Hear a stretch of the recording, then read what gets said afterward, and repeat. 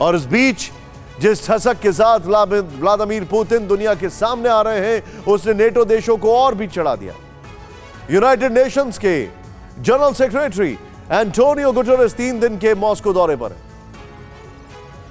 आज पश्चिमी देशों ने इसे खास तौर पर नोट किया है कि बिग टेबल एक बार फिर बाहर निकल गई, जिसकी कीमत 85,000 पाउंड है और जो 20 फुट का एक बड़े आकार का गोल्ड वर्क किया हुआ गोल्ड टेबल है, जिसे 25 साल पहले बनाया गया था। खास बात यह है कि जिस मीटिंग पर पूरी दुनिया की नजरें टिकी हैं, उस मीटिंग में यूक्रेन को लेकर पुतिन ने यूएन चीफ को खरी खरी सुना दी। युद्ध में पश्चिम की भूमिका को लेकर सवाल उठाए, बूचा में नरसंहार के आरोपों पर खरी खोटी सुनाई और यूएन पर भी उन्हें नसीहत दे डाली। यूएन पुराना हो चुका है और इसे जिन लोगों ने बनाया वही रुकावट पैदा कर रहे हैं। रूस को उम्मीद है कि डिप्लोमेटिक रास्ते पर चलकर सहमति तक पहुंचा जा सकता है। 2014 में तख्ता पलट के बाद यूक्रेन में समस्या शुरू हुई। रूस को पता है कि बूचा में किसने क्या किया था। युद्ध रूस ने नहीं भड़काया। रूस ने स्पेशल ऑपरेशन यूएन चार्टर के मुताबिक शुरू किया था। मारियुपोल खाली हो चुका है, वहाँ कोई बंधक नहीं है। हमें जानकारी मिली है कि अजोवस्टल प्लांट में नागरिक बंधक हैं। यूक्रेन की सेना को उन्हें छोड़ना चाहिए। हम यूक्रेनी कैदियों की जानकारी रेड क्रॉस और संयुक्त राष्ट्र के साथ साझा करने को तैयार हैं।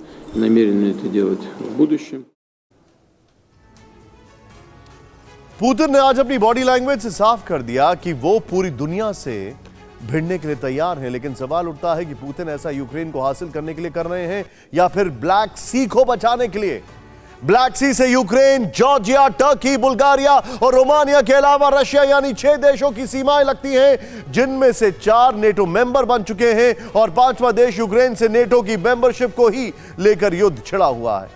तो क्या युद्ध की चाबी काला सागर में ही छिपी है? यह रिपोर्ट देखें।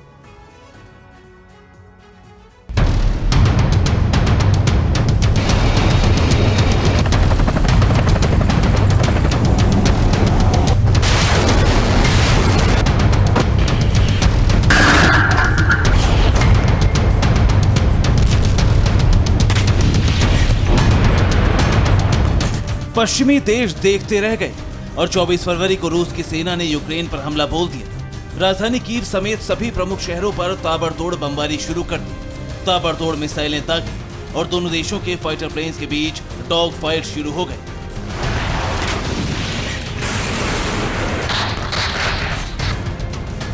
इसके बाद ग्राउंड पर भी रूस की सेना आगे बढ़ी।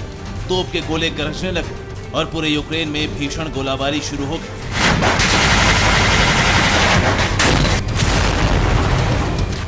लेकिन 14 अप्रैल आते आते युद्ध काला सागर तक जा पहुंचे।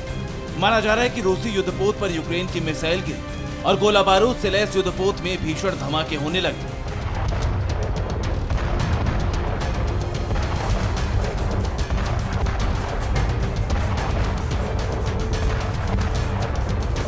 सिर्फ एक मिसाइल ने चंद घंटों के अंदर रशियन फ्लैगशिप को समंदर की तलहटी में पहुंचा दिया। नोट करने वाली बात यह है कि रूसी युद्धपोत मोस्कोवा काला सागर में तैनात था और जब जब काला सागर तक बात आई, रूस के राष्ट्रपति व्लादिमीर पुतिन ने तीखी लड़ाई छेड़ी और यही सवाल एक बार फिर उठ रहा है। क्या काला सागर को नाटो की पहुंच से दूर रखने के लिए रूस ने यूक्रेन पर चढ़ाई की? क्या नाटो को काला सागर तक पहुंचने से रोकने की स्ट्रेटजी पर ही चल रही है रूसी सेना? क्या काला सागर और नाटो के बीच बफर जोन बनाना चाहता है रूस? क्या यूक्रेन को काला सागर से काटने के लिए रूस किसी भी हद तक जा सकता है? क्या काला सागर के लिए पूरी दुनिया से टकराने को तैयार है Putin?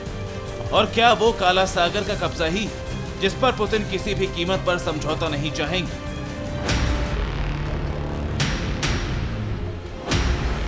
Ukraine now Telegram channel पर जारी इस तस्वीर ने इस थ्योरी को और आगे बढ़ा दिया है। ट्विटर से उठाई गई तस्वीरों के आधार पर यूक्रेन की मीडिया ने दावा किया है कि क्रीमिया का रशियन नेवी का बेस है और यहाँ एक सबमरीन में nuclear capable calibre missile load की जा रही है। चैनल ने दावा किया है कि रूस की Veliky Novgorod diesel electric submarine पर calibre type cruise missile load की जा रही है, जो यूक्रेन के शांतिप्रिय शहरों पर युद्ध के दौरान बम बरसाता रहा। फिलहाल रूस का टारगेट यूक्रेन है या कोई और देश, ये रूस के टॉप ऑफिशियल्स को छोड़कर किसी को नहीं पता। इस सबमरीन पर न्यूक्लियर कैपेबल मिसाइलें कब लोड की गई और किस मिशन पर भेजा गया, ये भी किसी को नहीं पता। लेकिन 9 मई को रूस अपनी विक्ट्री डे परेड मनाने जा रहा है और इससे पहले न्यूक्लियर वॉर की आशंका ने यूक्रेन समेत पूरी दुनिया को डरा दिया है। लेकिन अगर युद्ध से बदले भूगोल को देखें तो यूक्रेन का विक्ट्री मैप क्या होगा ये साफ साफ पता चलने लगा है। अगर आप मैप पर देखें तो साफ पता चलेगा कि रूस की सेना क्रीमिया से लेकर डोनबास तक एक भौगोलिक गलियारा तैयार कर रही। काला सागर में क्रीमिया द्वीप पर रूस ने 2014 में ही कब्जा कर लिया था और अब युद्ध के 2 महीने में खारसोन पर भी रूस का कब्जा दिखने लगा है। इससे ऊपर मारियुपोल शहर है जिस पर रूस ने कब्जे का आधिकारिक ऐलान तक कर दिया है। उससे ऊपर डोनबास रीजन है जिसे रूस ने स्वायत्त राष्ट्र की मान्यता दे दी और जहां रूस समर्थक विद्रोहियों ने यूक्रेनी सेना को पीछे हटाने के लिए जान झोंक दी। ये गलियारा रूसी सीमा से यूक्रेन को पीछे तो कर ही देगा, काला सागर से भी यूक्रेन को पूरी तरह से काट देगा। यानी यूक्रेन अगर नाटो में शामिल होता है तब भी वो काला सागर तक नहीं पहुंच सकेगा। यानी काला सागर के तट पर 5वां नाटो देश नहीं पहुंच सकेगा।